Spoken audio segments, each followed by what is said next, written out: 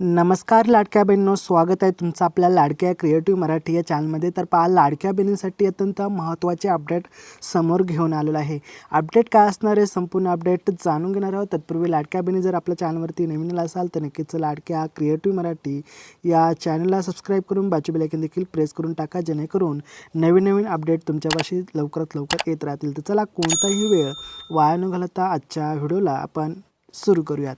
तर पहा, लाडकी बहीण योजना KYC नवीन प्रक्रिया आता सुरू झालेली आहे आणि फक्त तुम्ही 2च मिनिटात तुमची जी लाडक्या बहीण योजनेची जी KYC आहे ती KYC तुम्ही अगदी 2 मिनिटांमध्ये करू शकता। कशा प्रकारे KYC करायची आहे आणि कोणती नवीन साईट आहे, ती प्रक्रिया आहे ती सुरू झालेली आहे, संपूर्ण डिटेलमध्ये हा व्हिडिओ बनवलेला आहे। व्हिडिओ शेवटपर्यंत पहा। चला सुरू करूयात। तर पहा, महाराष्ट्र सरकारच्या मुख्यमंत्री माझी लाडकी बहीण योजना या योजनेत दर महिन्याला 1500 रुपये आणि पुढेही मिळत राहणार आहेत। यासाठी आपल्याला एक महत्त्वाची म्हणजे आता KYC करणे गरजेचे आहे। यासाठी प्रत्येक महिन्याला तुम्हाला KYC करणे गरजेचे असणार आहे। प्रत्येक महिलेला KYC करणे गरजेचे आहे आणि वेबसाईटमध्ये काही अडचणी देखील येत होत्या, त्या आता पूर्णपणे अडचणी जी आहेत ते आता नष्ट करण्यात आलेल्या आहेत। म्हणजे OTP प्रॉब्लेम असेल, जे काही कॅप्चा येत नव्हता तो आता संपूर्ण जो काही प्रॉब्लेम आहे तो आता व्यवस्थित झालेला आहे।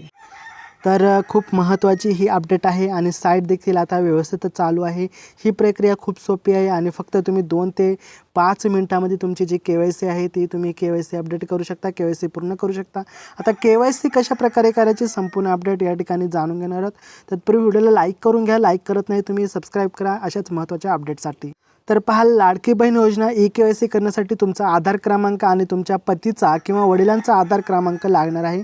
तसंच आधारला जोडलेला मोबाईल नंबरही तुमच्या जवळ असावा, ही एक महत्त्वाची अट या ठिकाणी आहे।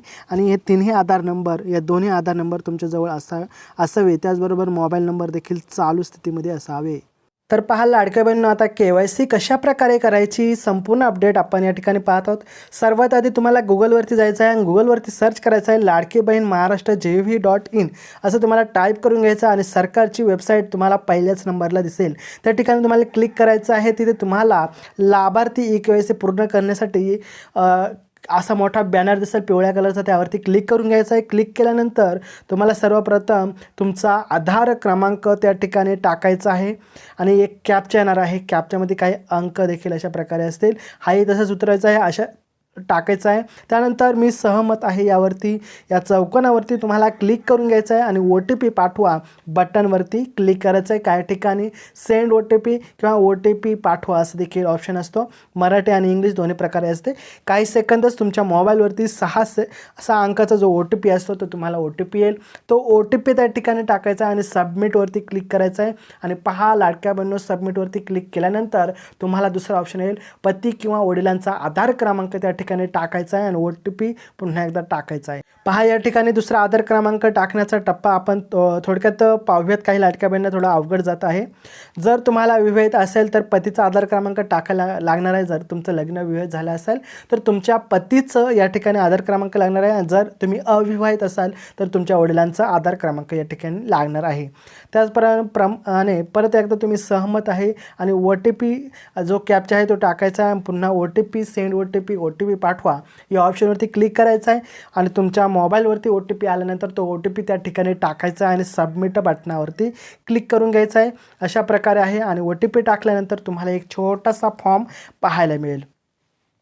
त्या ठिकाणी जात तुमची असणार आहे, ती जात निवडायची आहे, कोणती असेल त्या ठिकाणी तुम्ही निवडायचे आहे। जात निवडल्यानंतर तुम्हाला खाली 2 साधे प्रश्न दिसतील, त्या प्रश्नावरती पहिला प्रश्न असेल, माझ्या कुटुंबातील सदस्य नोकरी सरकारी सेवेत नाहीत, इथे होय निवडायचं आहे।